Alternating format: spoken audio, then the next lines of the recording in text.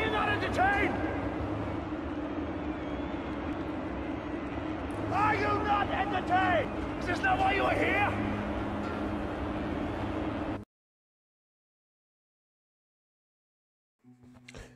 Hi guys, I'm Graphic here, and this is my Raid Shadow Legends diary. So I have, I guess, quote unquote, completed Razin. He's fully leveled up, ascended.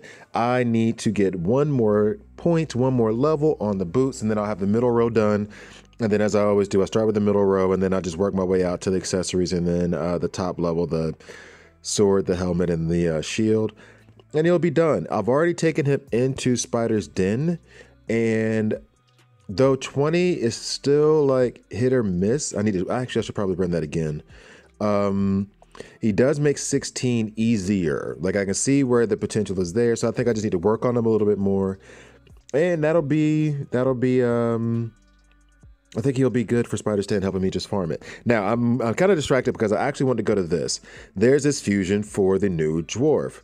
I have to be honest, I don't really care, not because I don't think he would be cool or anything, but because I did the whole thing for Yoshi, and to be frank, I really don't even use Yoshi that much right now, and I probably should use him more. He's on my clan boss team, if that's even a good idea, but I haven't been using him. And the grind for that, and the fact that I know that in order to do this, you'll have to spend money, or at least I'll have to spend money, I'm not going to do it. But I saw two other champions, and those are the two that I'm kind of curious about. I want to go for these two guys. Finchi. Now, apparently some people aren't impressed by him, but I am.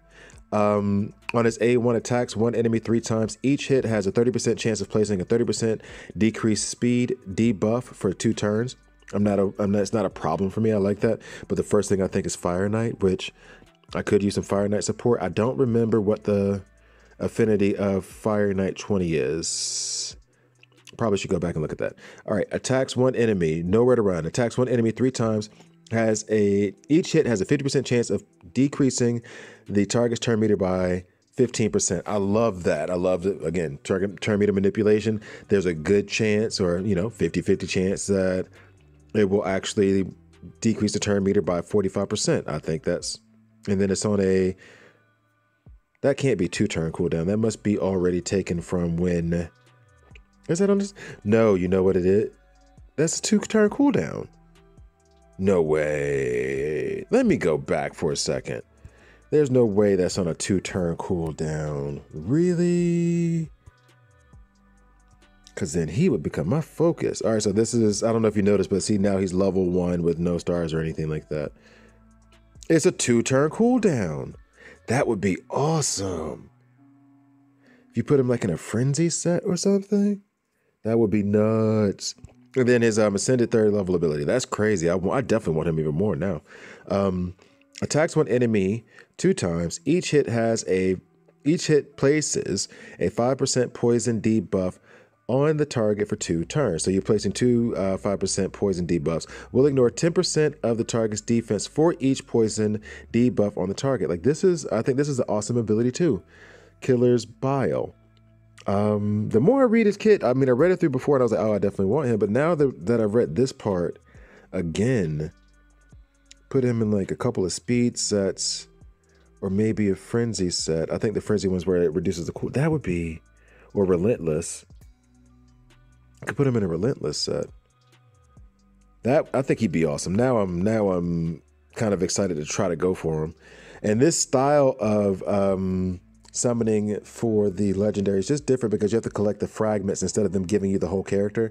Now, to be fair to them, I guess, if I should be fair to a multi-million-dollar company, they usually use rares to get to epics to then get to the legendary, and then you get the rares in the events, and then you have to level those up and do the epic. So I kind of like this a little bit more because you're getting the fragments of the epics and then you can level them up. So you're not having to worry about leveling up.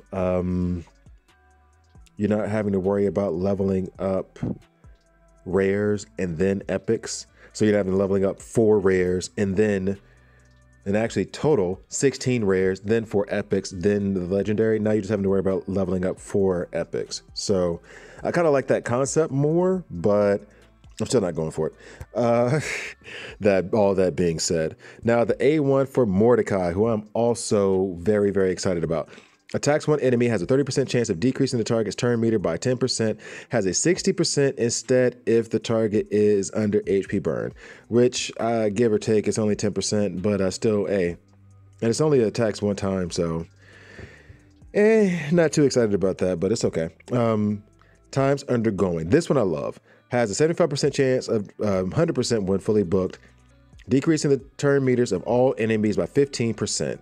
Fills the turn meter of all allies by 15%. This is very reminiscent of Deacon Armstrong, who I have, which that is an awesome ability to have. The only difference is Deacon Armstrong's actually has a decreased defense that's on it as well. This one's on a 3-turn cooldown. I like that a lot. This is the money ability, Heavenly Flames, which is just goes straight to Spider's Den. Has a 100% chance when booked of placing HP burn debuff on all enemies for 2 turns. This is on a 4-turn cooldown, places a 50% increased attack buff on all allies for 3 turns. I think it's a really cool ability. Now, when I'm looking at this versus Finchie, I think is his name, I'm definitely going for Finchie more so than Mordecai, but Mordecai I think will be a good champion. Increases ally accuracy in all battles by 40.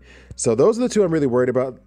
Giscard and Skimfoes. I mean, let me read them because I wasn't, to be fair, I haven't really read those because I just looked at them and it's like, it looks kind of like he has a toilet bowl on his head. Anyway, so A1 attacks one enemy, has a 50% chance of placing a 50% decreased attack. Oh, okay. Attacks all enemies. Lion's Roar. Attacks all enemies. Has a 50% chance of placing a provoke debuff for 1 turn.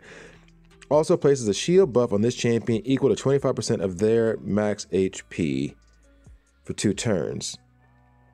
For a defensive based champion. I'm going to build him with more defense than HP, but okay. All right. But I guess either way, whether he has defense or HP, it'll still be okay. Field of Strength. Places a 60% increased defense and a 50% increased attack buff on all allies for 2 turns on a 3-turn cooldown. That seems like a really cool ability. Okay, I'm not sneezing at that. Fills this champion's turn meter by 15% whenever they are attacked by an enemy under provoke. Oh, wow. Or increased attack. Okay. That's pretty cool. He must hit hard as hell then. I'm wondering if he just hits really, really hard. Then Aura is allied defense and faction wars by 27%. So he's definitely, well, let's see if Skimfoes the Consumed. I got to be honest, this skin just like freaks me out a good bit. Like this is, I feel like if I designed the skin, I'd have to go to church immediately, and I'm not even a church goer. All right, so Growing Hunger. Attacks one enemy 2 times. The first hit has a 35% chance of placing a 30% decreased speed debuff for 2 turns. The second hit has a 35% chance of decreasing the target's turn meter by 10%. I don't like that. I just outright don't like that. Make it, if you're going to do it like that, oh, well, it's 45% when booked. If you're going to do that, make it like a 50% chance or 75% chance. If each hit has the ability to do something different, then make it like a 75% chance. Yeah, I don't like that one that much. Okay. Curse Feeder. Attacks all enemies, has a 75% chance, 100% chance of placing, 100% chance when booked, of placing a 50% decreased attack debuff for 2 turns. After attacking, transfers debuffs except stun. Well, he can't use the ability if he's stunned or frozen or asleep, can he? You're not attacking. So how do you transfer those buffs? I think that's kind of obvious. And anybody who would complain, oh, why didn't he transfer the stun? Well, because he couldn't do anything because he was stunned, you dumb. All right, anyway.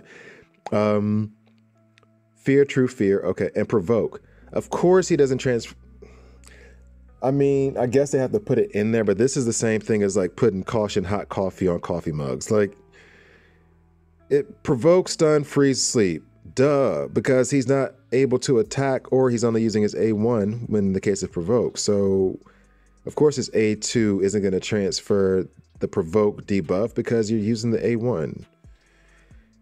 Whatever. All right. I don't know. That bugs me for some reason. It just seems like a Captain Obvious moment right there.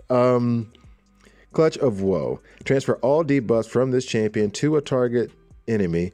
I'm assuming these debuffs do not include stun, freeze, provoke, or sleep. You know why? Because you can't use your A3 if you are under any of those. Then attacks the target. Steals 100% of the target's turn meter if this attack is critical. Okay, this is a really cool ability. I like this ability a lot. I was going to put him definitely in like 4th place of those 4 epics, but I mean this... Ooh, wait, let's see what this one does. Twisted. Heals this champion by 5% of their max HP for each debuff on them at the start of each turn. Wow. If this champion is under 4 or more debuffs at the start of the turn, places a 50% increase attack buff and a 30% increased crit. Wow. Okay. Twisted I like. I don't think I'm gonna pursue him just because I feel like he's gonna possess my phone, and my phone is already like dying and crappy enough as is. I don't need to add a demon to it. But I mean, that right there, the last 2 abilities I think are incredible. So I'm still wanting Finchie more. I want him the most. I'm leaning towards Skimfos as second. And then maybe Mordecai and then Jizzcard. I don't know what to call him. And I know the thing I just said, Jizzcard? That sounds so inappropriate. Gizcard? Like Gizzard? All right. In any case, that's my review of them. Probably too late anyway. But I think I'm definitely going for Finchie. Skimfos. I mean, sounds like a slang name for an STD, and that's what his face genuinely looks like. Probably shouldn't say that. In any case, thank you guys for watching. Please like, please subscribe, and I'll see you next time.